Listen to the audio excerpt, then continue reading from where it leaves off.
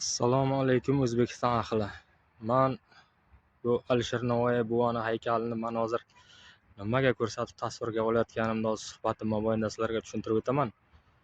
Chunki bu she'riyat mulk sultoni shu Husayn Boyqaro davrida o'sha Husayn Boyqaro podshohligida to'g'rirog'i adolat o'rnataman deb adolatni o'rnatolmay oxiri o'zi chiqib ketgan shaxslardan bo'ladi-da. Men hozir bu haykalni nimaga ko'rsatayotganimni suhbatim mobaynida tushunib olasizlar degan umiddaman.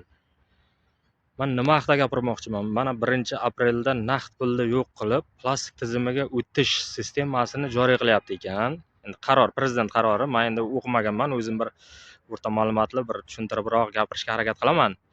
1-apreldan boshlab naqd pulni yo'q qilib, plastik kartaga o'tkazar ekan. Xo'p, hozir bu plastik kartaga o'tgandan keyin ertaga biridan hamma plastik kartaga o'tadi. Men bo'lgan voqeani aytaman.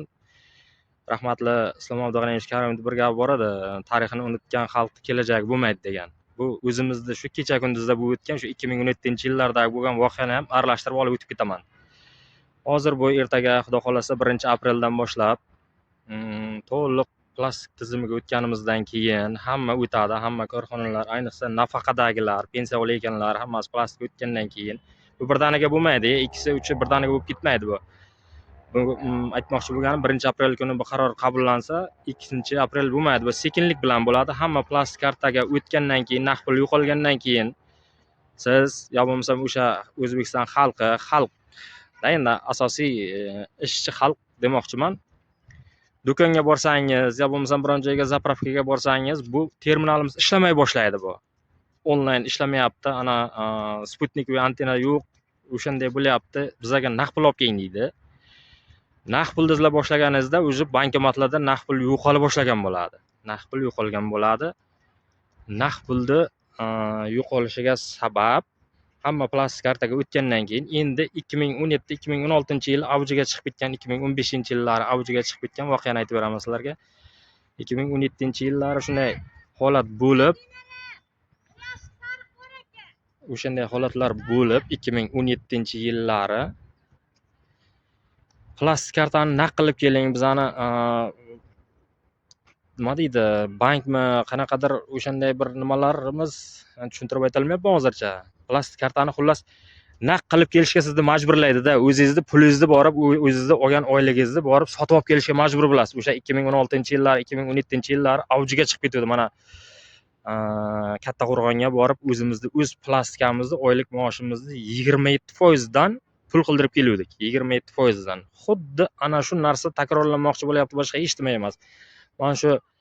Mana yurtboshimiz Mirziyoyev, Shavkat Miromonovich prezident bo'lgan vaqtda, o'sha 2017da prezident bo'lgan bo'lsa, o'sha narsani birdaniga yo'q qiluvdi. Unisiga rahmat. O'shaning uchun men rozi bo'ldim shu insondan.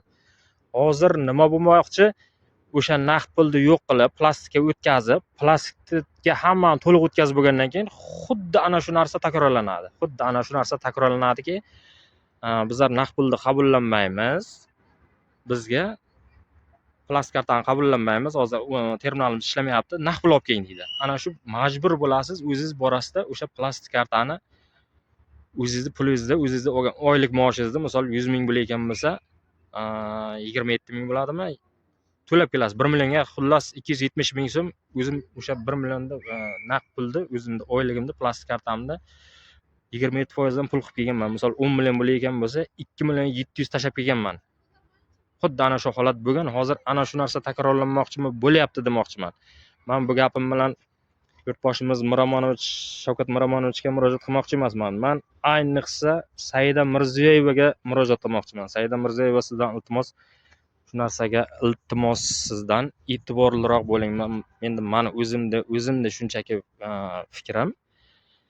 Shu men o'ylashimcha prezident qarori deb chiqyapti buni. Prezident qaroriga endi men o'ylashimcha Shavkat Miromonovichning oldiga bir xalta qilib qog'oz olib kiradi bular.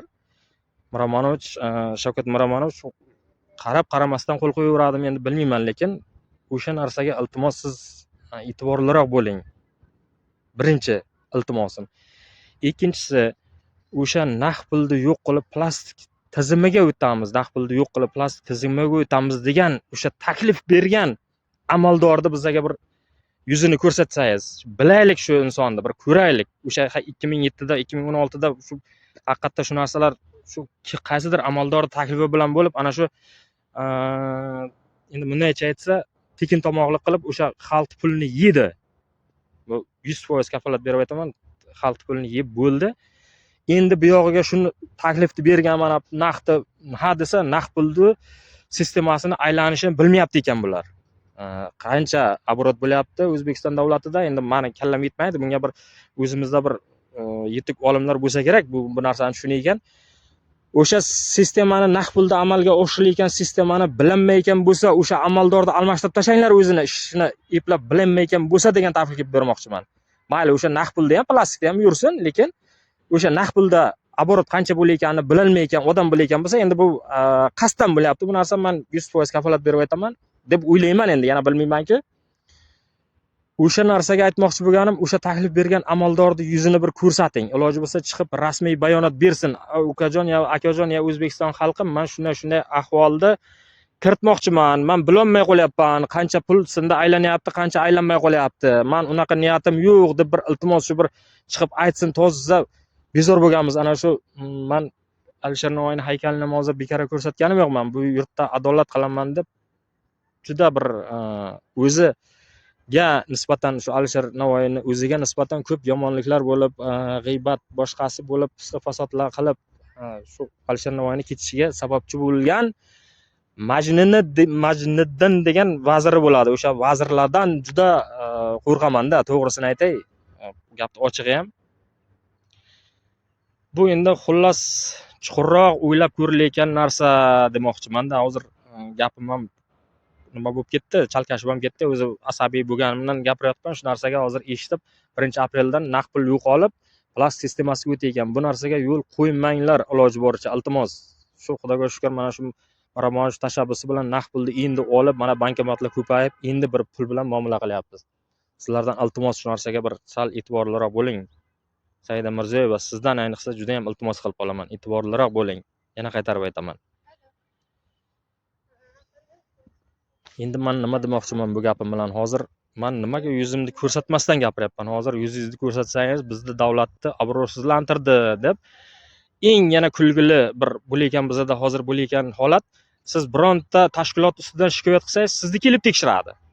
To'xta qani, bu tashkilotni ustidan nimaga shikoyat qilyapti deb o'sha tashkilotga bormaydi, sizni kelib tekshiradi. Siz telefoningizni oladi, oilangizga keladi, xotiningizni boyagi 2025-yilda mana gaz zapravkasining muammosini aytib chiqqan G'ayrat Do'stov haqida ham bir men o'zim alohida gapirmoqchiman. G'ayrat Do'stov 2025-yilning eng mard erkagi deb hisoblayman o'zim.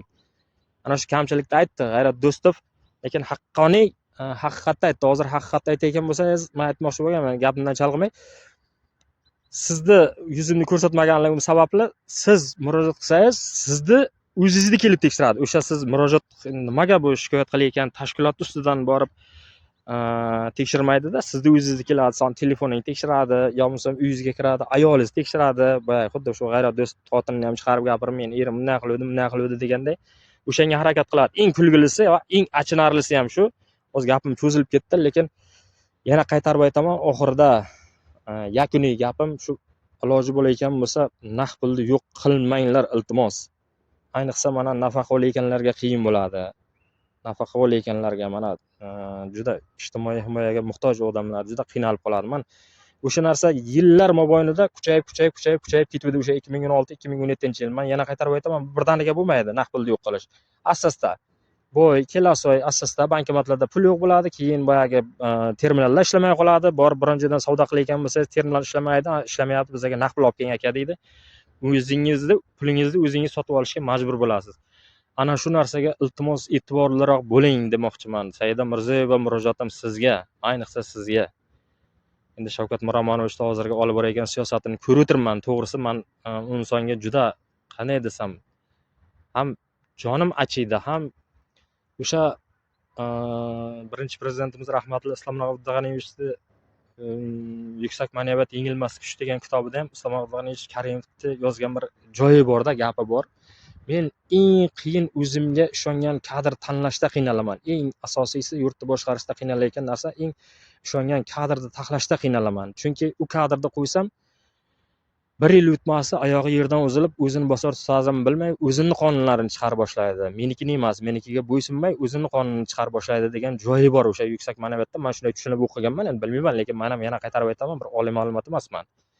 Shuning uchun sizdan iltimos va talab ham iltimos, bir chiqarayotgan qarorni kim taklif berdi? O'sha palanchay, pistonchani taklifi bilan ana shu qaror qabullanyapti deb o'sha insonni rasmini chiqarib ko'rsatinglar, biz bilaylik o'sha insonni.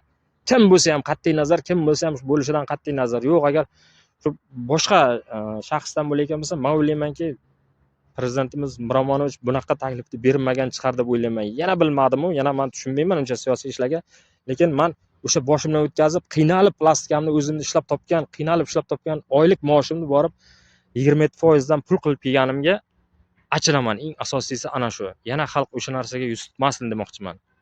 Saida Mirziyoyeva, sizdan iltimos. Yana men hali qaytaman, bu mavzu ko'p. O'zbekistonda bo'layotgan adolatsizliklar yana bilmadim kim qanday tushunadi, lekin harakat qilamanki, siz meni gapimni inobatga olasiz. O'sha taklif bergan, o'sha qarorda naqd pulni yo'q qilib, plastik kartaga o'tamiz degan inson bir rasmiy bayonot bersin chiqib, iltimos sizdan. O'sha narsaga bir yaxshi e'tibor berib, ommaga olib chiqib deysizmi, ommaga olib chiqib desammi, o'sha bir televideniya orqali rasmiy bayonot bersin, men niyatim ne emas, bunday deb bir ko'rsatsin iltimos o'zini.